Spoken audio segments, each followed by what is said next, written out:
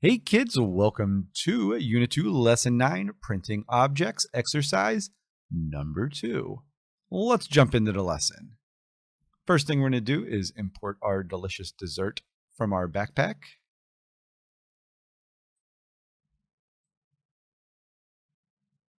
Looking at the code, this has our get set methods, everything we've done up until now.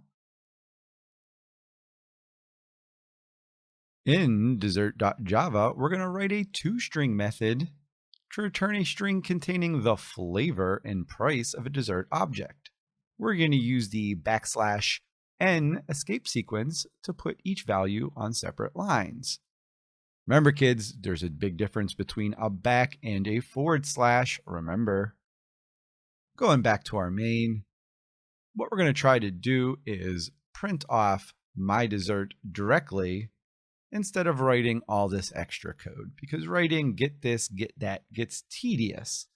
We just want to be able to call that object. And writing a toString method is going to help me do that.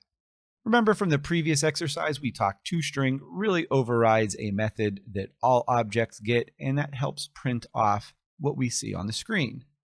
When we call objects directly, we get memory location instead of the value that we want.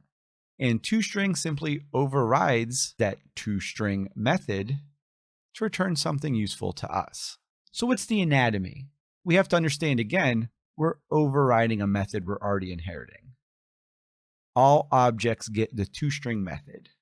And it's public because it has access outside of its own class. It is a string and it's an uppercase S. And the method name we're overriding is toString. It has to be exact. Remember, we're overriding something we are inheriting from the object class. There's not a void there, so we have to return. We're going to return something, and then whatever that thing is, we're going to return. Well, that doesn't sound too hard at all. Let's go to our dessert class here. Let's go all the way to the bottom. You know I like to say end of class at the end. Give ourselves some room here. Let's remember what we just talked about. We need public access. It is a string. The method we're overriding is called toString. We need some parentheses and some curly cues to hold this statement. Remember, void doesn't return anything, but we want to return something, so we type the word return. Let's start off slow. Let's just write one thing and work from there. First thing we want to do is return the flavor, right? Let's put some quotes. Flavor is, some spaces, and then we're going to concatenate. And what do we want to print off? Well, remember, we only have two private instance variables. We're going to do one for flavor, one for price. And the name of that is just flavor. Don't forget your semicolon. Now, when I go back to my console, and kids, I'm going to steal a little thunder from the next lesson just to show you here.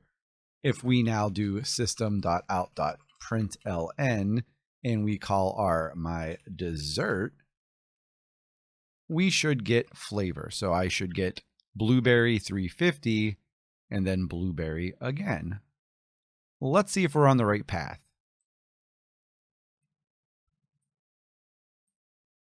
And you can see when I called my object, now it calls that toString method. Pretty interesting, huh? Let's go back to our dessert class and finish this off.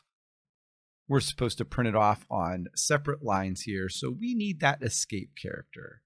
And remember, there's a couple important escape sequences. And we have our new line, which is that \n.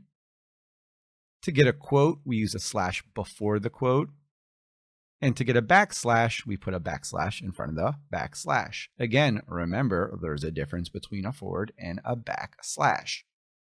How do we get that extra line? We're going to do plus, quotes, and the next is going to be price.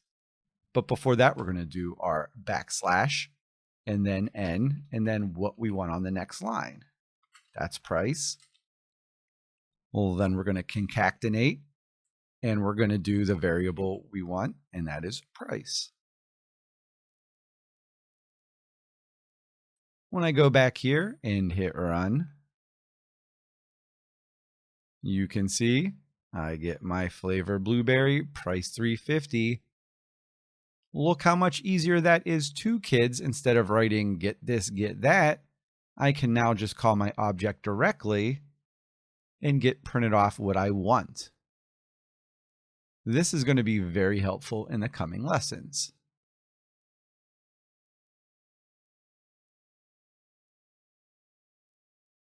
There's a couple key takeaways from this lesson. First is understanding what the toString method does, and that's overriding a method it inherits from the object class. Next is how we write a toString method. We use the word public, string, because that's what we want to return. The method we're overriding is called toString, your parentheses, and then some curly cues. Since we want to return something, we write the word return, and then whatever we want to return. We also learned a little bit about escape sequences, and you should really learn these ones on the screen here because we're going to be using them down the road. Hopefully this video helped you understand the toString method a little better, kids. As always, if you have any questions, come see me. Otherwise, I'll see you in the next video. See you later, kids. Bye, bye, bye.